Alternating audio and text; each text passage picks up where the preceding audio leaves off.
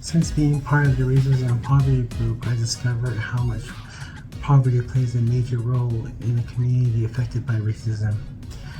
We may come from different backgrounds, but we share the effects of poverty in our community. Having this group to share our experience means we are not alone in this. I think sharing that common link to poverty we all experience in one's life and the racism that comes from it shows that we are willing to talk about it. Conversation is a difficult conversation to have. And I'm glad that we were able to discuss it. Each one of us had a different understanding of it, but we were all able to openly express our differences and our differences of opinions, and we were all able to respect the differences of opinion. I was blindsided for a long time about this whole notion of white supremacy. I really didn't know what it meant and what it entailed. But it's real, and I'm just learning about it now at 50 years old, and it's been happening all a while. We should really talk about that and continue to talk about it, to really dissect that, to see, to break that apart like an onion, because there's many layers to it. What has changed me and the way that I work the most is just knowing now from experience that it's possible to have conversations about race and racism with many, many different people in the room who each have their own experience of race and racism, and to just come together with a fundamental approach of curiosity to learn from each other and to learn from what we're each discovering in different ways about the history of our country and where it has led us. What I've continuously learned throughout this work is that poverty and racism are so interconnected. We cannot speak about poverty without racism in the history of the United States. And I've also discovered how intentional it has been to build this system of division, and how intentional we have to be to deconstruct this system. The first thing I would like to say is that I have loved the work on racism and poverty. And I would like to share a challenge, and this challenge is found in the intersection between poverty and racism. And the first challenge is to understand the experience of people that are living in that intersection. The second challenge is not to capture the narrative, not to impose our ideas or our concepts or our words on these people. And so how can we dialogue in a way that allows us ourselves as well to find the right words to enter into this dialogue and to contribute, but without imposing. In racism, when we look at the slave trade, when we look at the treatment of the English toward the Irish in the United States, or even before that in Europe, the treatment of the Irish towards the Italians in the United States.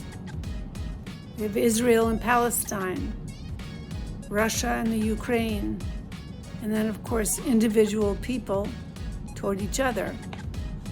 Who am I wanting to have power over, and why?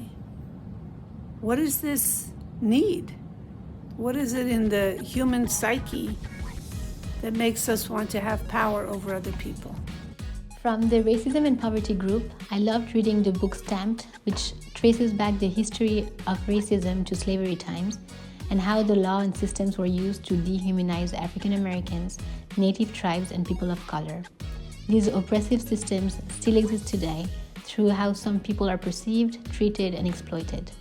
What I would have liked to explore further is the actuality of this topic, comparing past and present, and looking at the future for concrete solutions to address the intersections between poverty and racism. Many of our actions at ATD 412 lie in this intersection. Today, many ATD activists of color are still affected by housing issues, income and food insecurity, as well as discrimination. The fact that ATD 412 can bring them and people of different races and socioeconomic background together is a unique expertise that I hope we can continue to value. Building togetherness and community is part of the solutions to overcome both racism and poverty. I have discovered that in our history, in our partnerships with other groups, there was a theme of using creative and expressive arts to bring people together, people of different races and different backgrounds. Sometimes that is the thing that makes us most human. It's most life-giving. That might be the most freeing. One of the many things that I've learned during this work is that there is a lot to learn from and about the history and experiences of people who match our own racial identities. And there's a lot to learn from and about the experiences and history of people who have a different racial identity than ours. And developing an interest in understanding and learning from those experiences and histories is a first step and is an important first step.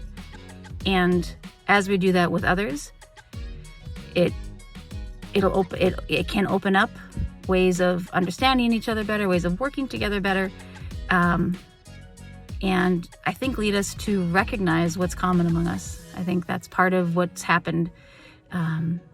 See and find and be able to find words for and ways to tell other people and express for others the common humanity that we all have.